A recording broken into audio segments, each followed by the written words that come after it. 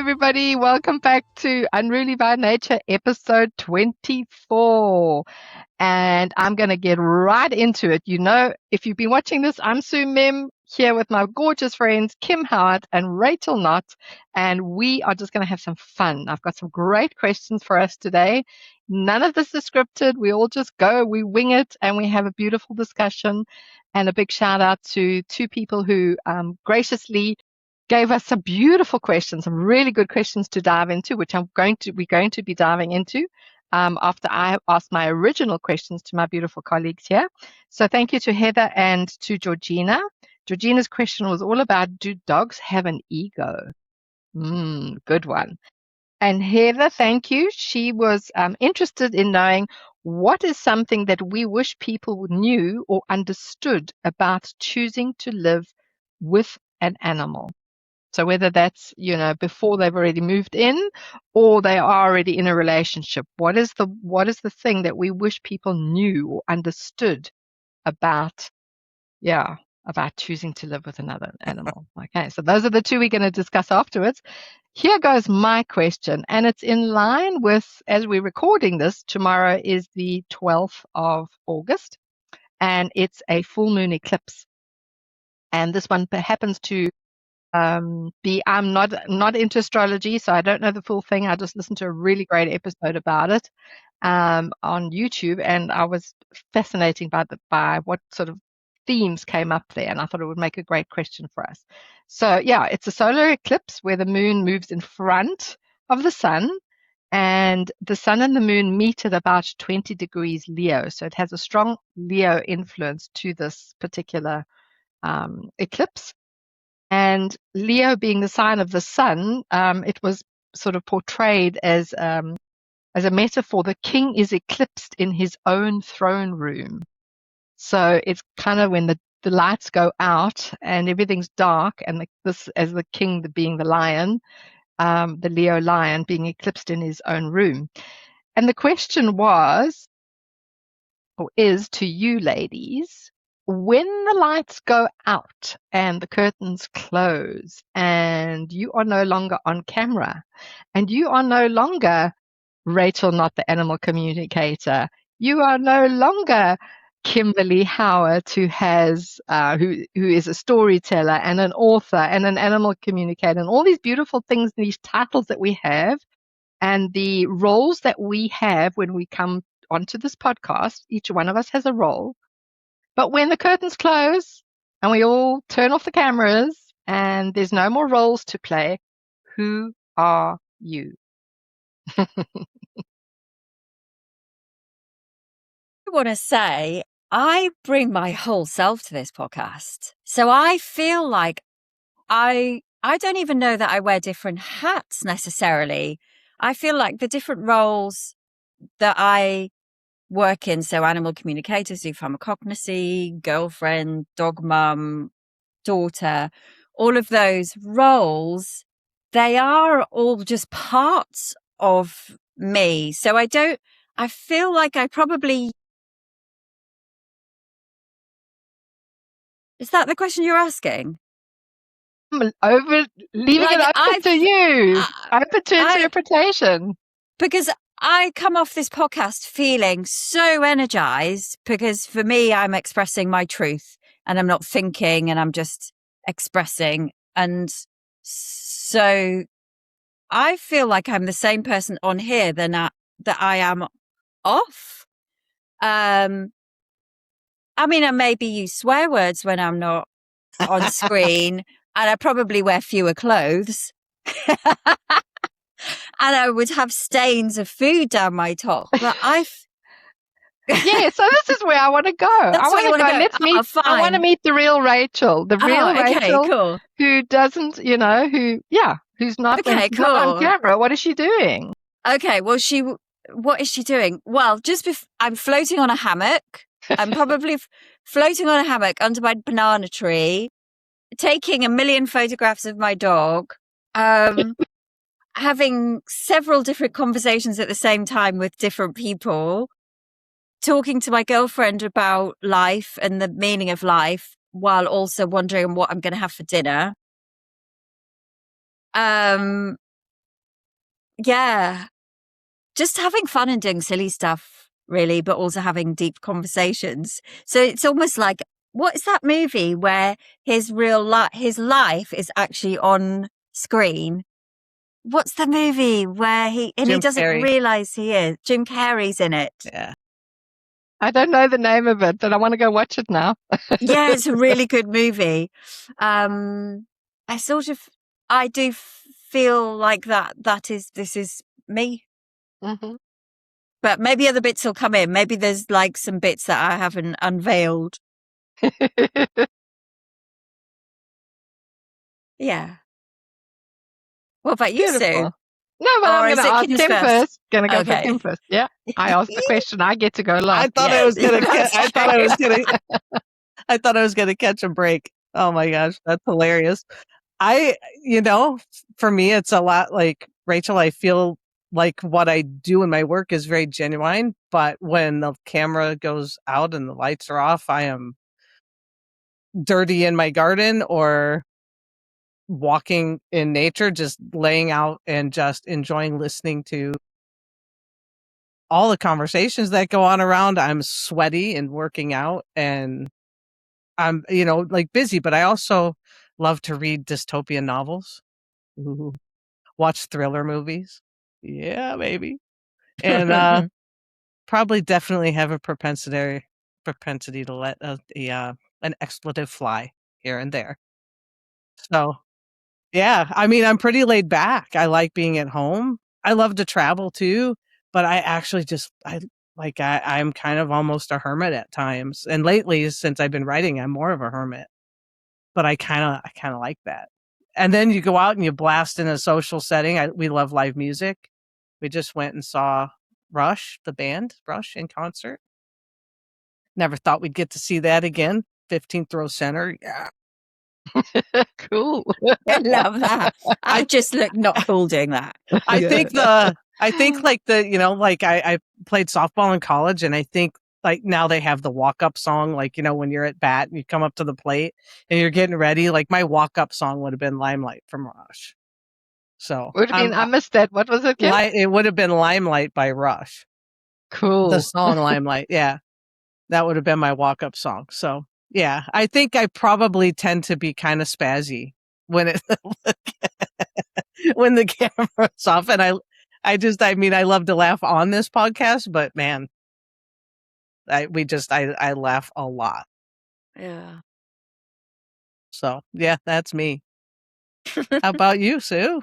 Yeah, cool. I love it. I love this, girls. It's just, yeah, it's letting people know that there's a human side to us. I mean, we are, like you said, I think all three of us agree. We're very genuine on here. This is completely unscripted, edited, etc. We just go for it and we are our real selves, which I think is something you don't often find spaces where you can do that, be 100% authentically yourself. So it is a beautiful space. But I think there's another side to us that's off camera, that's not in that role, who's just a human being doing human stuff. And yeah, so I thought would be fun to explore that. So for me, it's what Kim, I love that spazzy. What am I? I'm just a very ordinary girl. A very ordinary. I love my me time, love my home time, love crafting. I'm very big into creative and crafting and stuff like that. I love that. If I could spend more hours doing that, I would. But I do have a little family to attend to, and I love cooking. I don't watch much TV. Occasionally, I'll get a series or something that I enjoy watching, but I don't think I've ever been out to see a movie in 100 years. Um, I'm a family girl. I'm a sort of a country nature loving girl. Love to spend time in my PJs in the mornings, lazy as late as I can. I'll spend in my PJs. And yeah, sometimes people will knock at the door and I won't answer because I just want to be alone in my PJs. Yeah, I love hanging out with my dogs and yeah, just realizing that I really enjoy a very simple life, which I didn't think I ever would say because, I would say more sort of my, I don't know, 20s, 30s, I was aiming for this amazing life and this amazing mansion and all these things that I would do. Love to travel. But yeah, I'm just enjoying more of a quiet life, and it suits me well. It suits me Mm, well. I love that. But you're not just a normal girl. No, Nobody, no, nobody's Well, that normal. feels ordinary. very normal to me. Everyone's Yeah, very extraordinary, though. I mean, yeah. and that's the thing. Like if somebody asked what my favorite social activity would be, it would vary. We just had a couple of friends over on Saturday, sat on the screen porch and chatted for hours, and that was amazing. Deep conversations, surface conversations, and, like I love all of it, but I also love going out and seeing a good concert, and we actually don't go to the movies. We have a Star Wars themed theater in our basement. Whoa, so cool. I'm pretty sure you can Google it. That's really cool. So we love our movies, and yeah.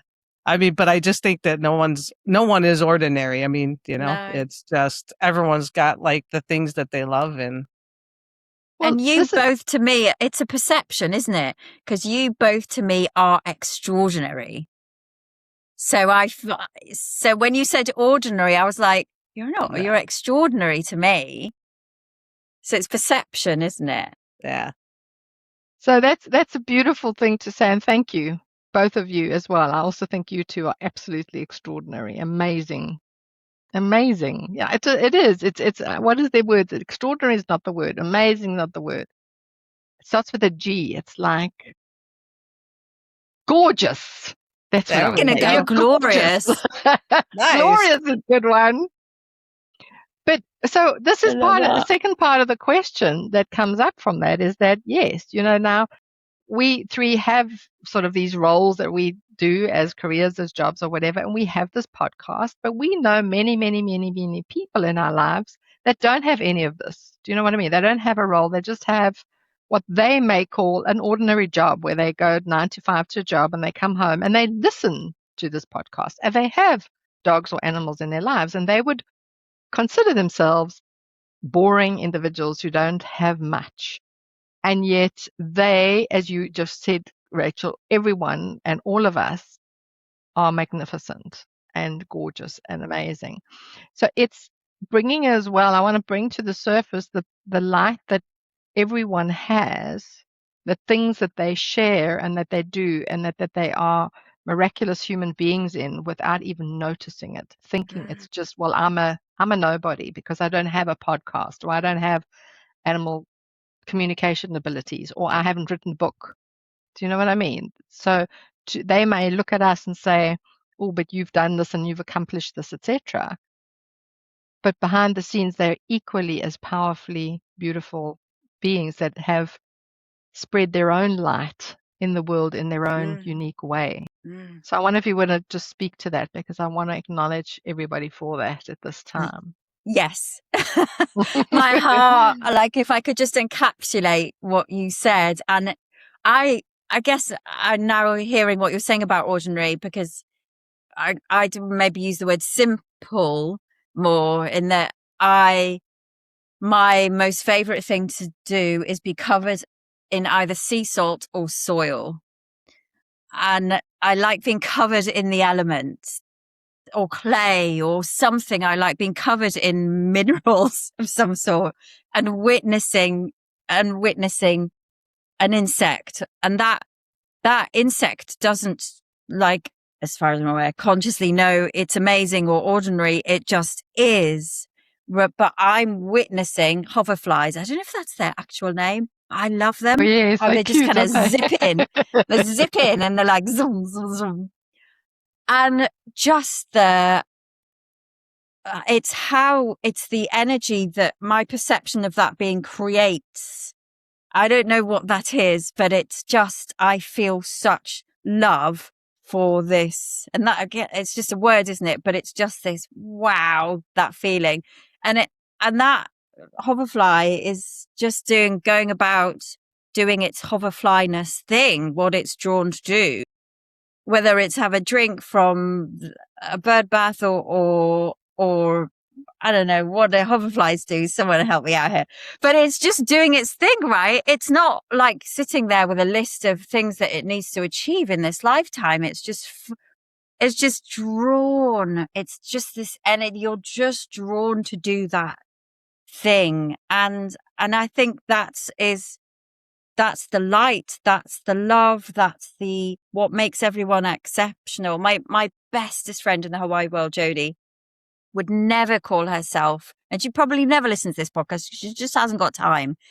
And she's so extraordinary to me because she's always looking after like animals and bats and just creatures. But she wears clothes that are just falling off her, like from charity shops. She's just got no concept of money. No. And she would say she's ordinary. She's just doing, but for me, she's superwoman. And I think it's that relationship, isn't it? We're in relationship with everything. And so it's not the achievement. For me, it's about just following what you're drawn to do, and that your heart and your soul. And it can be tiny. It can be writing for yourself. It can be playing, like our neighbor plays the piano. He thinks he's playing it for himself, but I hear it and I love it. Someone else may hate it. Yeah, it's those little things. Exactly. It's those little things that go unnoticed, I think, that are powerfully, making an influence and, shedding light, rippling out that they are totally unaware of. Most of us are unaware of. That little nod to somebody at the grocery store, or, the kind little word here and there of encouragement, or the hand on somebody's shoulder, or just thinking about somebody and sending them a message. All of that makes incredible impact on the world, I think. And I think it's beautiful. What about you, Kim? I actually agree with both of you. And of course, I'm just here to throw a ripple into it. Because I think even when people appear to be having what we would label as a bad day, you run into somebody super cranky in the market, or like, how many times do you drive and you stop at an intersection and see someone crying in their car? And, they're spreading their light by doing that too, because they're being who they are in a genuine way, and they're not ashamed about it. It's just happening. And so I think that we're always sharing our light. And in some ways we get taught that it's only when you have that feeling of love. Yeah. And I think it's always.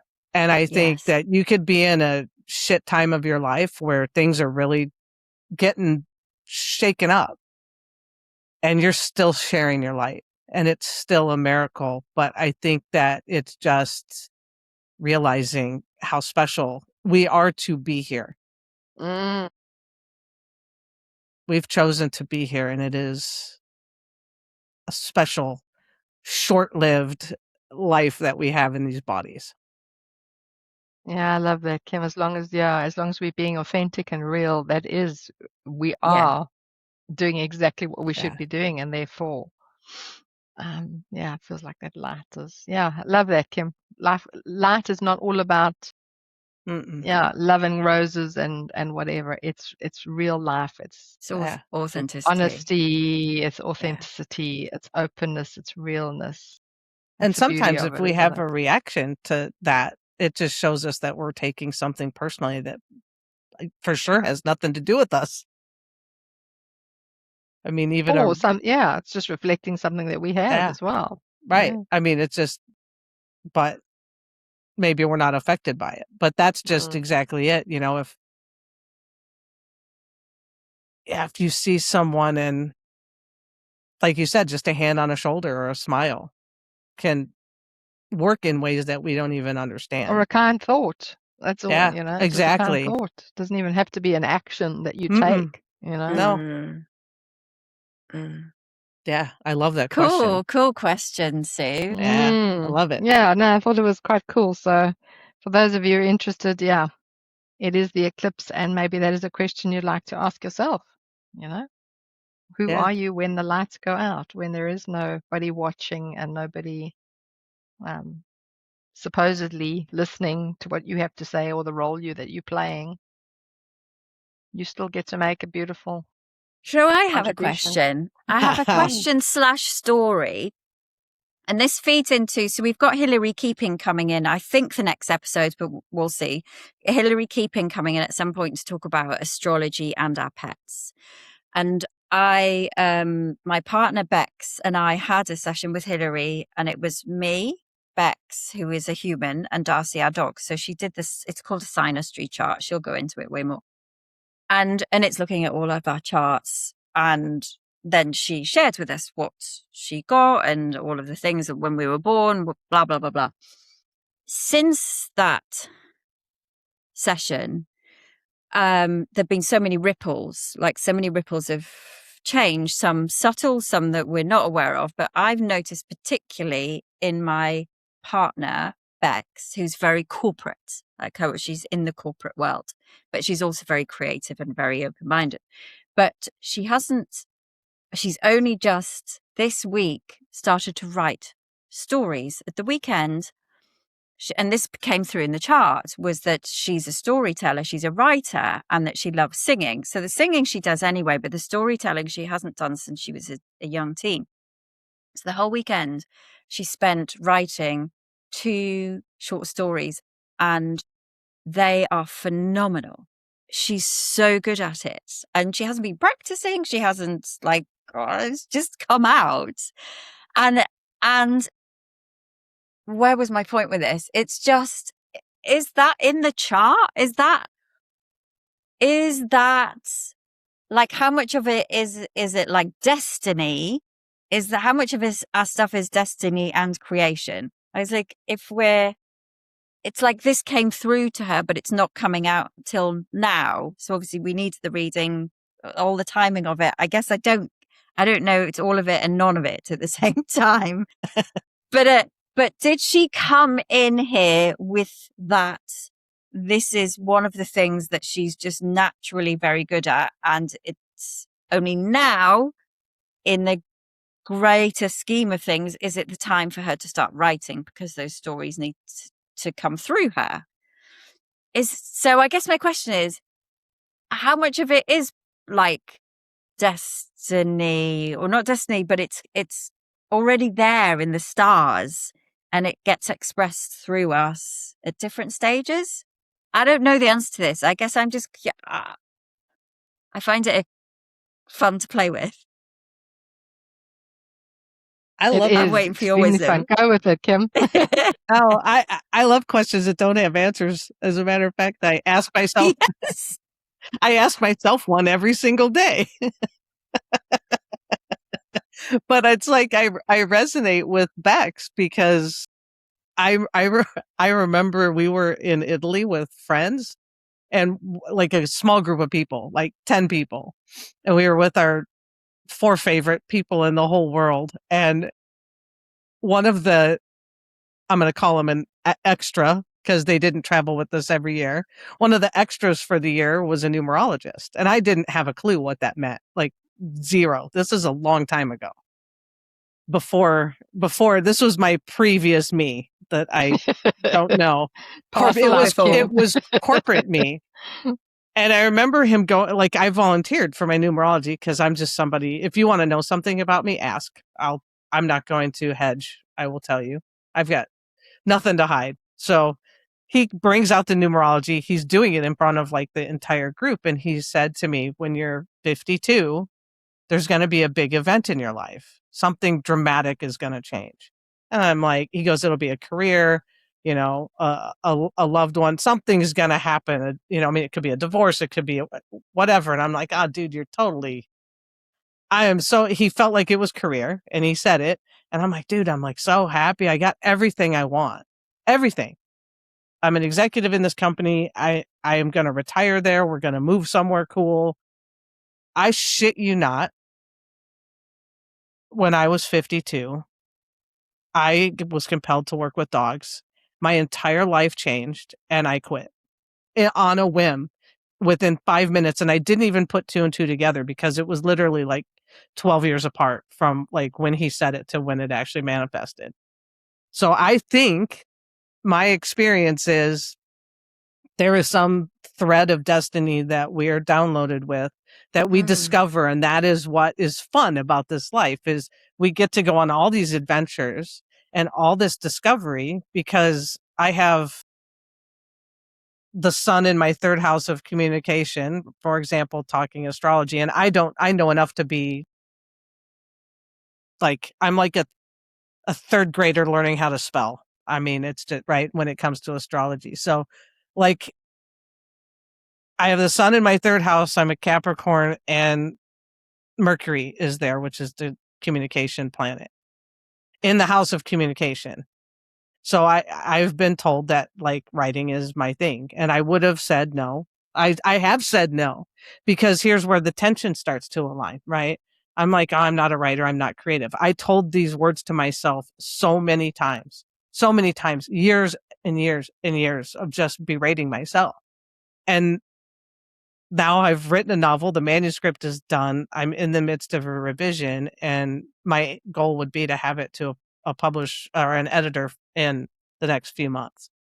And I never in a million years, never, ever would have chosen it. So I do think there's something there, and I've just stopped fighting it. I'm like, all right, we're on this roller coaster and let's just put our hands up and go. Because I can't explain any of it. And I'm cool with it now, but I wasn't cool with it back then. You know, when you have That's a brilliant example, yeah. When you have these things that you consider valuable, right? Like your job, your money, like you said, Sue, earlier, all the things, and you base your life off of those things. And I was that person. You miss like maybe what your gifts are. And I think sometimes things come so easy when they're in your sun that you just don't even realize that they're there. Like, cause you're blinded by it, much like where are you in the dark? Like, when the sun's in your eyes, what do you? So yeah, I good on Bex. Can't wait to read her stories. I know. That's going to be fun to explore, isn't it? I bet Yeah. she's, and that thrill when you feel like you're just doing something that feels so aligned and you're so excited about, isn't it? Yeah. That's when you really know that, oh, this feels like me. This feels like I should be doing this right now because I'm so energized by whatever it is. Huh? Yeah. It's Yeah, funny so because I cool. wear an Aura ring sometimes. Like I'll put it on for a month, 6 weeks, and it does your stress. Yes. And whenever I write, like yesterday, I was in my novel for 3 hours. And that entire time, like my stress level was as low as it could get. Wow. And then I started doing techie stuff and it started creeping up. Yes. Yeah, And I'm like, so, fascinating, you know, isn't it? you feel it. It's so subtle though, And I sometimes you think, don't. Rachel, Yeah. you said it at the very beginning. It's that feeling of love and being drawn into something. And sometimes you don't even know what you're going to be drawn into, but you keep getting these little Yeah, it's like a little hints, nuggets that you, right? yeah. That's very cool. Which I think brings us beautifully into the next question, which was from Georgina, who basically asked us, do dogs have an ego? She said she was having a discussion with a friend, and when a friend said that, or mentioned it, she said, oh no, definitely dogs don't have an ego. That's a human thing. And I've got some ideas around that, but I wondered if you ladies, because I think, well, okay, I'll go for it and just say, when I first started, when I first started sort of doing self-discovery and self-exploration, exactly, the ego comes across as a very negative connotation in, let's say, self-development. It's like a bad thing to have an ego. Your ego is a bad thing, and you shouldn't have one, and you should kill it and get rid of it and do all these things and step away from it, etc. But the more I learned, the more I realized that and again, it ties, I think it's got something to do with this DNA, who we came into this world with.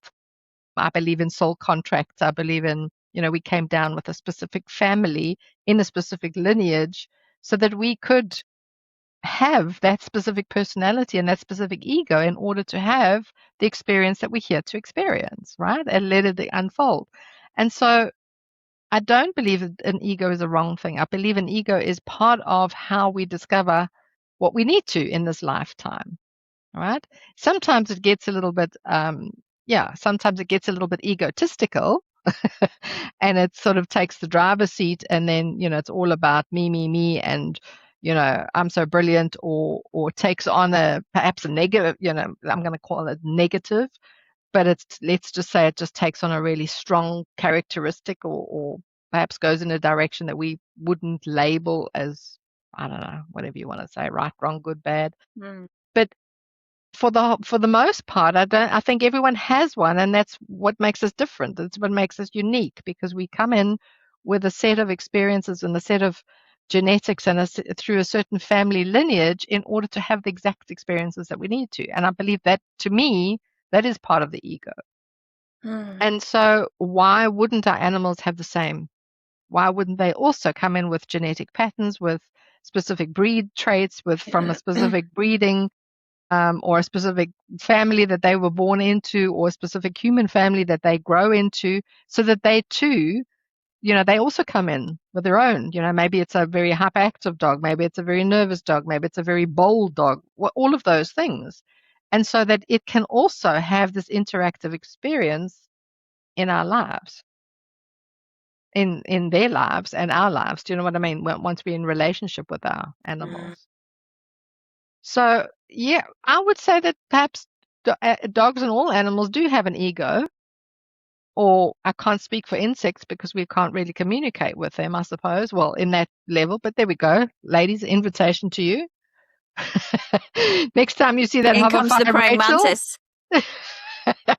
Well, the praying mantis that bit my husband, he sure had an ego, didn't he?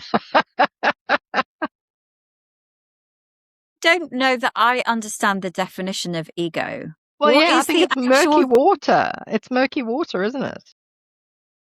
It is. And I love what you spoke to there, that it has this negative, because you'll hear people say in the kind of the pop spiritual culture of, that's just your ego talking. Mhm.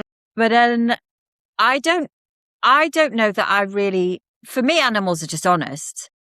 They're just authentic and honest. And I think I think I just haven't really landed on what the word ego means yet. It isn't a word I would use necessarily. Because of the connotation that we give it, the belief in the meaning. Perhaps, yeah. And I don't think, if someone says that's just your ego talking, what do they mean by that? Do they say that they just don't like what you've said? Or I don't, I think it's, yeah. What's your thoughts, Kim? Tell me about what an ego is. I think that It's a good word, though, isn't it? It's little words. It's a loaded one. It's a loaded one for sure. It is loaded. And again, it's another one that, like, we're not going to come up with an answer, but like, you're both so spot on in what you said. And I think, like, I wrote down that because it's funny what you brought up. It's funny, not funny, because I'm not shocked, but I wrote down that we have, over time, some person has played with the definition of ego and come up with egotistical, like, to make it mean something that seems like we shouldn't have it. But it's a part of us, whether we want it to be or not. It's not like you get rid of your ego, but that's the connotation that you hear so many times. So, Rachel, I completely agree with you that there's so many different labels for ego and definitions behind it, that it just has become many kinds of constructs and different belief systems. And you travel down this self-healing road and you're going to get this definition. You're going to travel down this one and you're going to get that definition. And for me, I love to study Carl Jung and symbology and archetypes. And I will never forget being in a live with Carolyn Mace, who I just adore her teachings on archetypes. And she said, if you're the smartest person in the room and you're among like 1,000 people and you know that you're the smartest person in the room, and somebody says, well, the smartest person in the room, stand up. If you don't stand up, you're not humble. You're actually lying. And it hit me because it's the opposite of what we think it would be. I do a lot of Carl Jung stuff, and we study the ego becomes your present moment life, like your physical 3D world kind of life. And your unconscious then is all the dreamy, imaginative, like soul kinds of things. And so that's kind of the definition that I'm living in right now because I'm in the midst of a course. But I think that we can use it in different ways, but I mean, it belongs to us as much as our physical vessels do, I believe. It's just part of us. And we just demonize it, and it shouldn't be demonized. It's actually quite useful. So again, I love that, Kim. That's such a good. I love that example by Carolyn Mace, by the way. So yes, I believe dogs have an ego. So yeah, so my question was, so do you believe then that Yes. you believe obviously that we have them, so Yes. do you believe dogs have them as well? Yes. Yeah. And I would say that, while they're used differently, I would say any living being on this, I would say the tree outside has an ego. So insects, I mean, sure. Do we know? I mean, it's not a tangible thing. But that's my current belief system is that, yeah, absolutely dogs have an ego.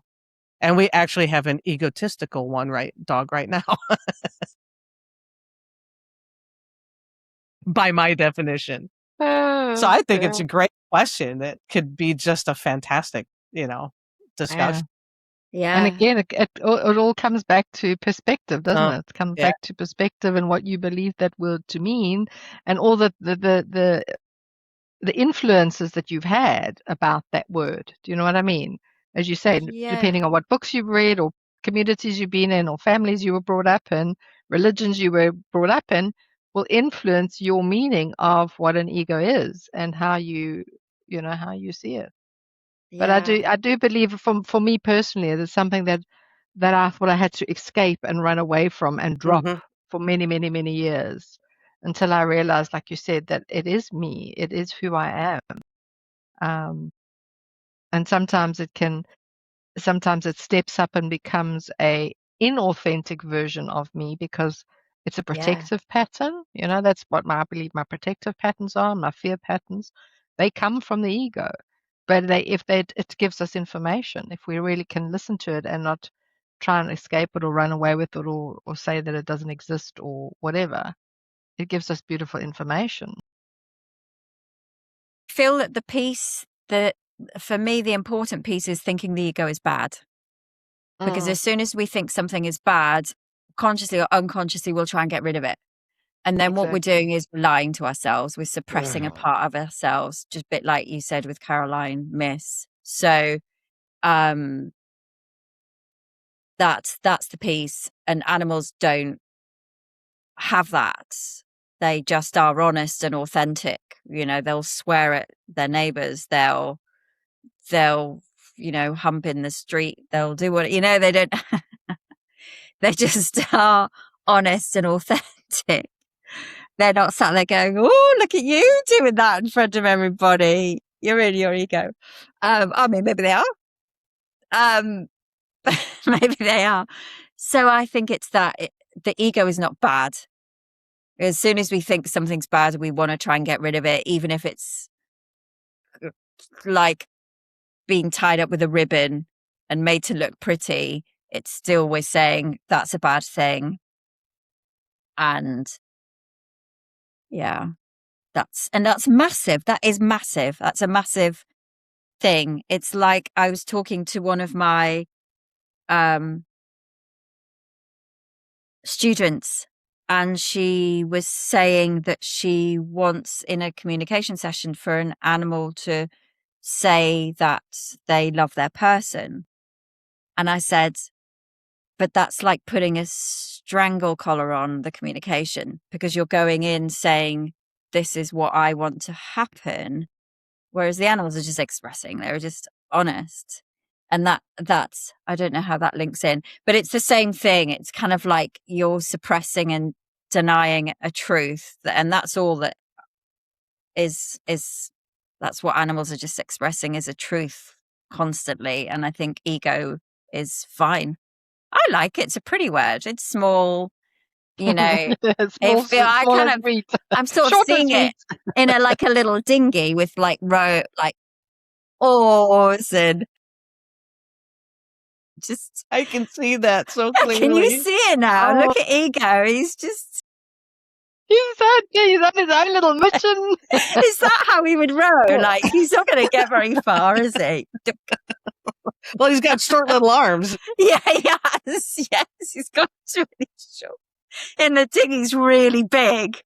And the paddles don't quite, so they're just sort of tickling the waves. Who decided that ego has short arms? Ego, I just channeled it. It's just how I saw it. Ding, ding, ding, ding.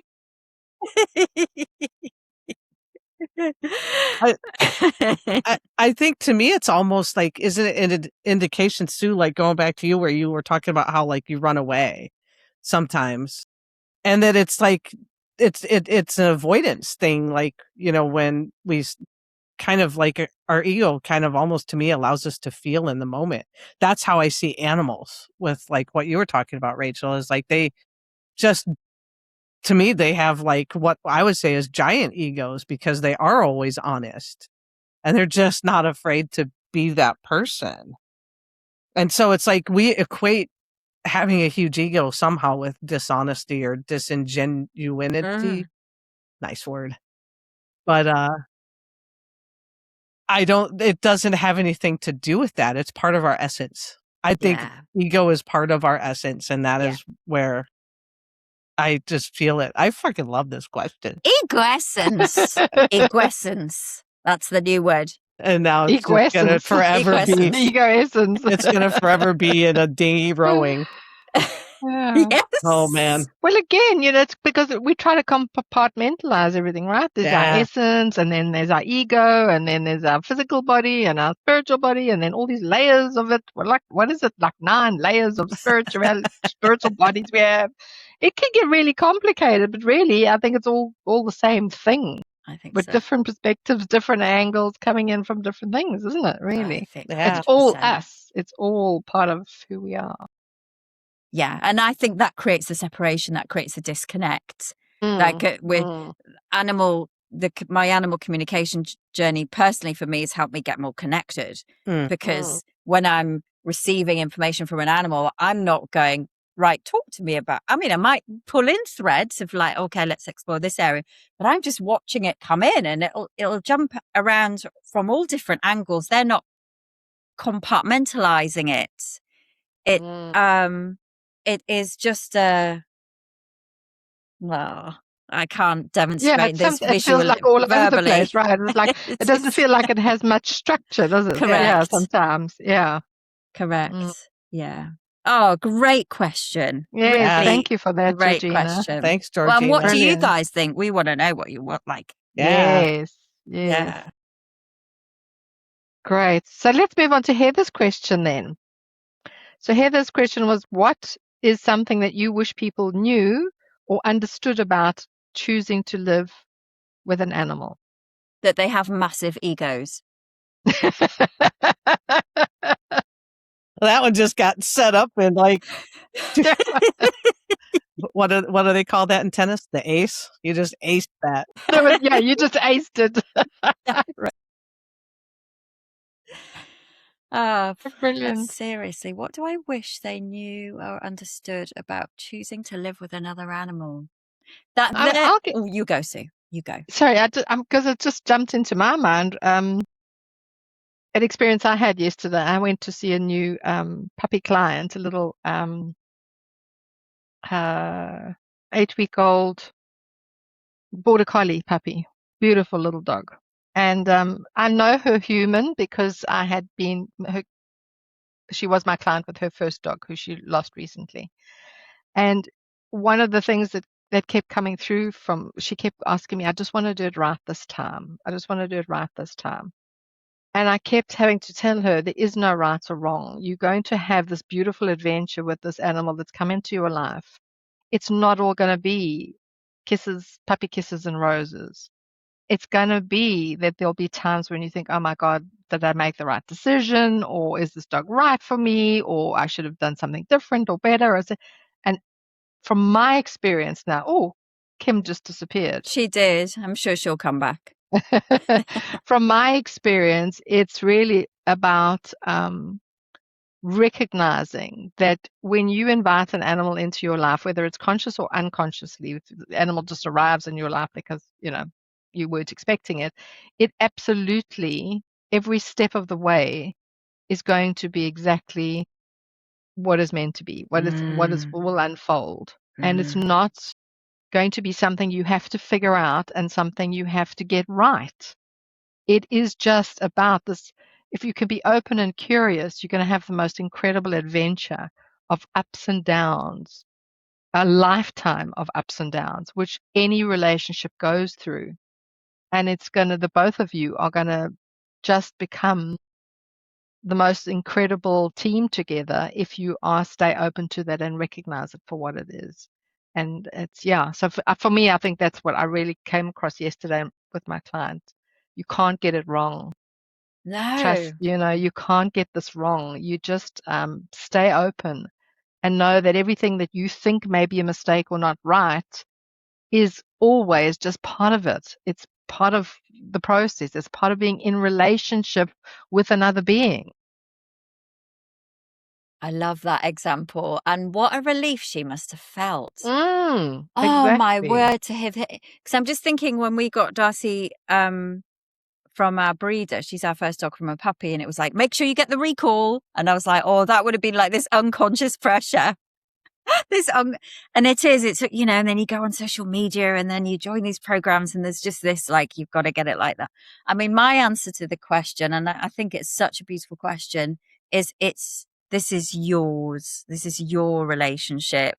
This is your version of, and and also I was just kind of circling where Heather said the person choosing to live with an animal, and it feels like a very conscious decision, which it is, but also that animal is on some level choosing also to be part of your life, which we've said before. So they are choosing to be in relationship with us. So to let them, where you say you're never going to get it wrong, I see it as they're just constantly giving us feedback, honest feedback. Between both of us, yeah, isn't it? It's just bouncing that feedback off each other in relationship. And they're not sat there going, harumph, harumph, you said we were going to go to this school and now I'm going to that school. They just will be honest with how they feel at the moment. So I think that's something I had to really learn, is that this is my relationship with my dog.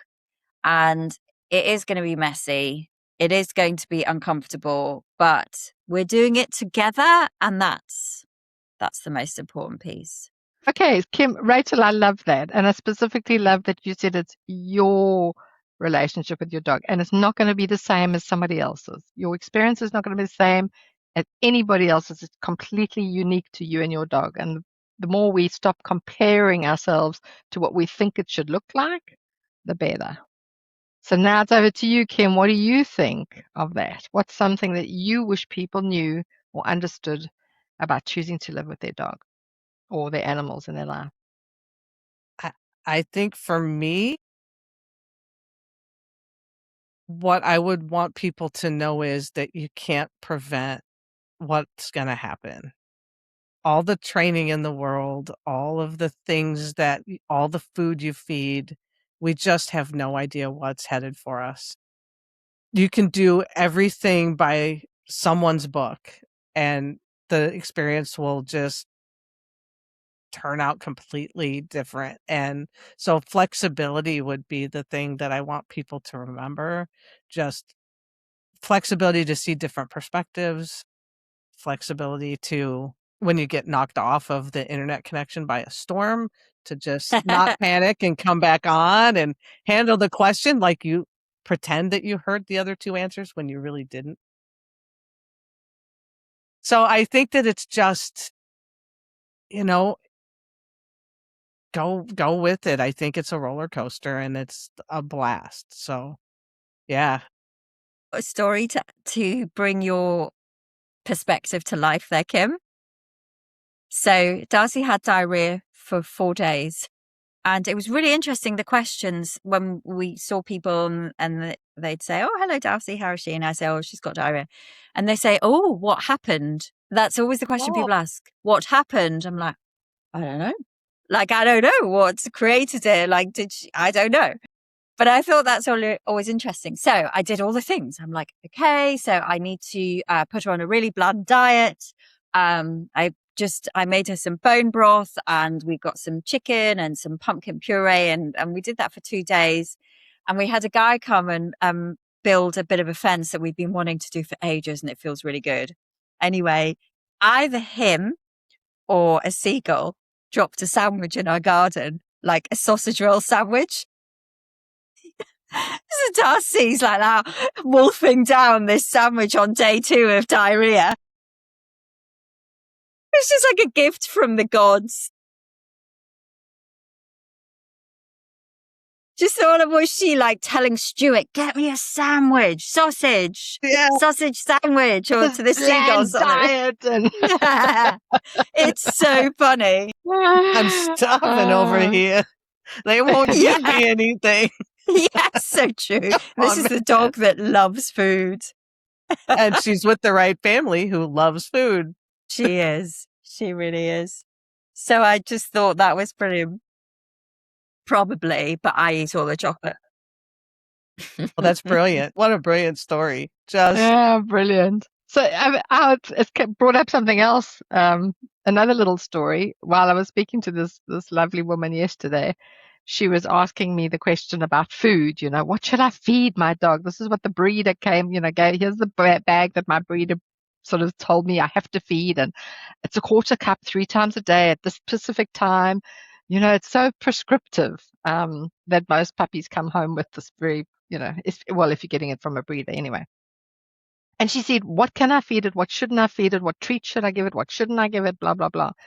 And as I was talking to her, I said, again, I've got a much more relaxed attitude on this. The dog will give you the feedback. If you're feeding it too little, it will need more because it's going through a growth spurt. Then you just give it more and see what happens and that kind of thing. And I said, and puppies will get diarrhea. It's not because you've done something wrong. It's because they've been digging and they've, swallowed a whole lot of dirt. And it's great because it's actually helping their gut bacteria to change. But they may have 1 or 2 days, have a runny tummy.